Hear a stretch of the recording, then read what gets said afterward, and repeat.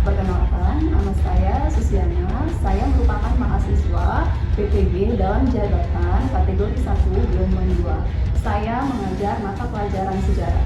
Nah, disinilah tempat saya mengajar.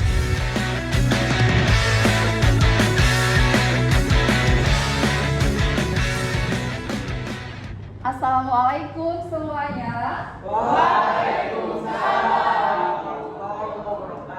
Selamat pagi. Pagi, Bu. Semangat pagi. Pagi, Bu. Untuk memberkati pembelajaran kita hari ini, dimulai dulu ya dengan doa yang dipimpin oleh ketua kelas. Mana ketua kelasnya? Oh iya, Rio, Anjus. Ya, silakan kita berdoa. Memulai pelajaran, marilah kita berdoa bersama. Doa dimulai. Doa selesai. Iya, jadi karena semuanya sehat, alhamdulillah, jadi kita harus menunjukkan syukur kita kepada Allah Subhanahu wa taala, Tuhan yang Maha Esa, karena kita masih diberikan kesehatan untuk bisa terus belajar walaupun semangatnya udah agak penuh siang, tetapi tetap fokus untuk mengikuti pembelajarannya. Nah, sebelumnya Ibu mau cek kelasnya udah bisa atau belum ini ya? Saya akan mengabsen kalian semua di sini, apakah hadir semua? Oh, saya tanya sama sekretaris saja. Di kelas ada 34. Oh, ada 34 orang. Semuanya hadir? Indonesia Raya yang akan dipandu oleh Damai.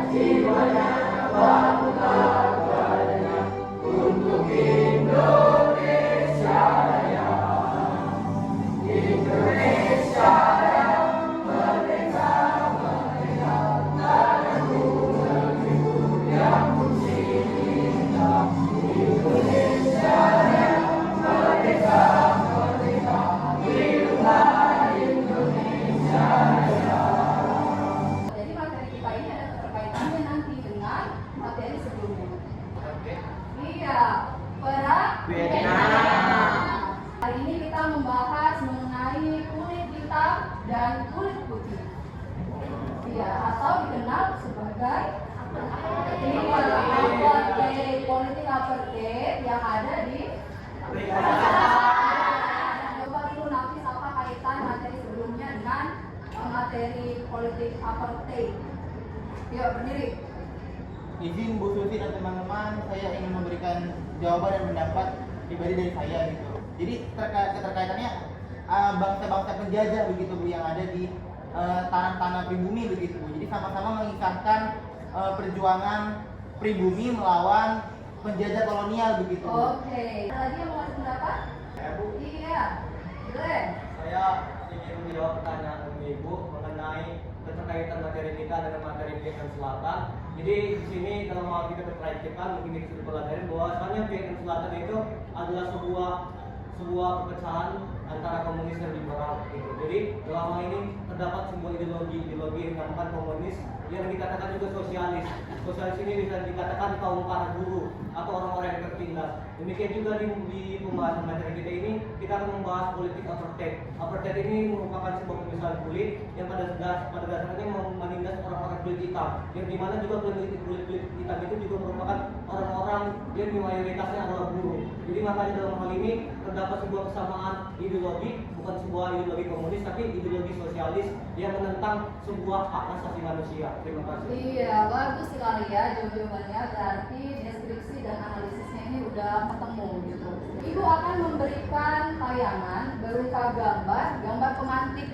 Nah, gambar pemantik ini nantinya kalian munculkan apa sih interpretasi dari pemikiran kalian mengenai gambar yang akan ditayangkan.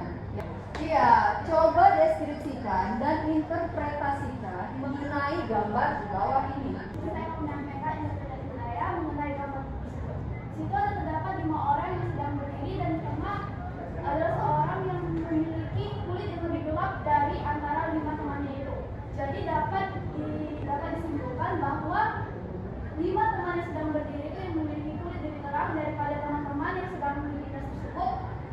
Mereka sedang melakukan penindasan atau bullying kepada teman-teman yang memiliki kulit lebih gelap dari teman-temannya yang sedang melakukan penindasan tersebut. Menurut saya tentang gambar itu sama pendapatnya dengan Dela, yaitu tentang pembulian yang terjadi karena perbedaan kulit di antara yang lainnya. Kurang lebih seperti itu. Karena malam itu sunyi, jadi tepungnya setengah. Kalau pagi, siang, malam, ya.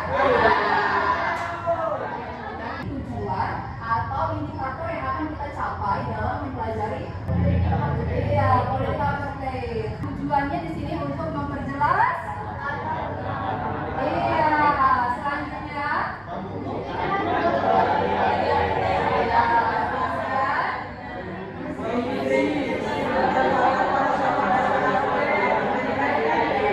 Ibu akan menggunakan model pembelajaran PBL. PBL itu Problem Based Learning. Kalau belajar sejarah itu harus otentik, sumbernya harus jelas. Afrika terasa juga meliputi masyarakat Afrika Selatan dan Ini LKPD. Kelompok dekat. Jauh itu ya. Kelompok Afrika. Iya. Oke. Temukan masalahnya.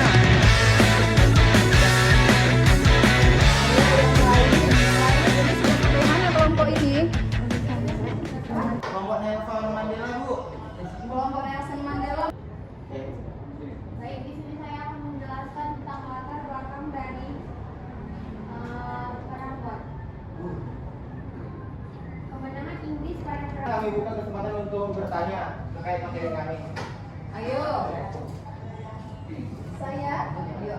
Catat. Juga, saya ingin bertanya mengenai Prambors itu, kenapa Prambors di Afrika Selatan tidak terjadi antara pihak Afrikaner atau para pemukim Belanda dengan pihak Britania Raya atau Inggris, sedangkan mereka sesama kulit putih. Kenapa bisa jadi peperangan? Terima kasih. Yang perlu kita garis bawahi di sini adalah dua kekuatan Belanda maupun pihak Inggris adalah salah satu di antara banyaknya negara Eropa yang berkuasa semenjak pelayaran samudera. Jadi mereka kan saling bersaing dari dulu begitu, baik pemerintahannya maupun rakyatnya begitu. Selanjutnya kelompok 2. Kelompok The Crocket. Assalamualaikum warahmatullahi wabarakatuh. Nelson Mandela adalah seorang tokoh yang merupakan ras kulit hitam. Nelson Mandela dari kecil yang merupakan orang yang tinggal di Afrika Selatan. Pada saat itu dia kuliah merupakan mengambil jurusan hukum. Ketika mengambil jurusan hukum, dari situlah dia berkecimpung menjadi orang politikus. Maka dari itu siapa Nelson Mandela dan bagaimana perjuangannya selanjutnya untuk memperjuangkan politik apa ini, ada teman-teman ini bertanya supaya kami bisa melanjutkan atau Nama saya Nasya Putria Manapawia. Saya ingin bertanya, apa alasan dan pemantik semangat Nelson Mandela melakukan politik apartheid? Apa hanya sekedar meningkatkan pamor politik atau menjadi gaya Mahatma Gandhi? bahwasanya dia merasa empati kepada rakyatnya, kepada sesamanya, bahwasanya orang itu tindas. Jadi dia merasakan apa yang dirasakan oleh rakyat itu sendiri. Maka dari itu dia berjuang, bukan hanya sekedar mencari power politik. Mungkin itu saja yang bisa kami sampaikan. Dalam peristiwa pemilu 1 di Afrika Selatan. Baik, presentasi kami mulai. Slide pertama akan jelaskan kapan terjadinya pemilu 1 di Afrika Selatan yang akan dijelaskan oleh teman kami dari Member. Baik, di sini saya akan menjelaskan kapan terjadinya pemilu 1 di Afrika Selatan. Pemilu 1 di Afrika Selatan adalah terjadi pada 27 April 1994, di mana pemilihan tersebut merupakan yang pertama di mana warga negara dari seluruh ras boleh mengambil bagian dan juga yang pertama dan diadakan dengan hak suara universal. Dan juga pemilihan tersebut diadakan di bawah Komisi Pemilihan Independen dan menandai puncak proses dari 4 tahun yang makin apartheid. Dan juga mayoritas besar warga Afrika Selatan memilih pemimpin anti apartheid yaitu Nelson Mandela untuk menjadi pemimpin pemerintahan yang baru. Representasi sudah kami jelaskan mulai dari kapan dan bagaimana kronologinya serta tokoh utamanya. Nah, sekarang saya akan menyimpulkan dari presentasi kami, yaitu bahwa pemilu 1 di Afrika Selatan itu menandakan telah berakhirnya politik apartheid atau politik pendiskriminasian antara kaum kulit hitam dan juga kaum kulit putih di Afrika Selatan. Ya, jadi itulah tadi sajian presentasi dari banyak kelompok yang luar biasa.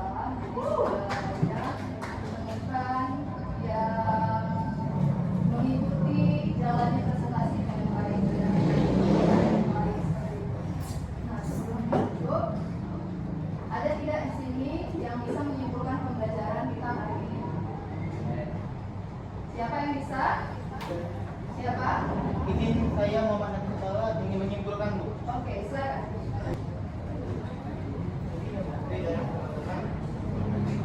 Perhatian semuanya. Jadi saya diberikan kesempatan dari Ibu Susi untuk menyimpulkan hasil keseluruhan akhir dari pembelajaran kita pada hari ini, materi mengenai pemberlakuan apartheid di Afrika Selatan. Jadi teman-teman, yang kita bisa ambil intisari atau kesimpulan inti dari apartheid itu adalah di saat orang-orang kolonial maupun penjajah ini datang ke suatu negeri yang sumber daya alamnya kaya, yang memiliki banyak kekayaan sehingga mereka tergiur untuk menguasainya. Tetapi pribuminya pada saat itu berpecah belah, mereka masih miskin, masih kolot pemikirannya. Disitulah ada kesempatan bangsa asing untuk menguasai, dan inilah Afrika Selatan itu adalah salah satu contohnya begitu. Kita bisa ketahui sendiri, orang Belanda, orang Inggris adalah pendatang, dan jumlah mereka itu jauh lebih sedikit daripada orang-orang kulit hitam di Afrika Selatan. Tetapi fakta sendiri adalah kebalikannya begitu, di mana kulit putih berhasil membuat pemerintahan di sana, berhasil membuat peradaban bahkan lebih maju daripada orang-orang kulit hitam, dan pada akhirnya kulit hitam menjadi tertindas begitu. Mereka menjadi masyarakat kelas 2 atau bahkan lebih hina begitu derajatnya daripada binatang sendiri. Nah, di saat itu juga orang-orang Eropa memiliki pandangan bahwa mereka lah yang terbaik, mereka lah yang apa, karena mereka menganggap bahwa kulit putih itu adalah ras yang diberkati Tuhan, adalah ras yang hanya yang mendapatkan hak untuk mengontrol ras-ras tadi. Kesimpulan akhirnya adalah bahwa apartheid itu terjadi karena dominasi kulit putih yang menganggap bahwa mereka lebih tinggi derajatnya daripada makhluk Tuhan lainnya. Padahal kita semua menyadari bahwa sebagai makhluk Tuhan tidak ada yang berbeda-beda. Yang membedakan kita hanyalah ketakwaan dan kepatuhan kita kepada Tuhan kita semesta. Iya. Saya Ibu, sekian dari saya bisa sampaikan terkait kesimpulan materi kita pada hari ini. Sekian dan terima kasih banyak teman-teman.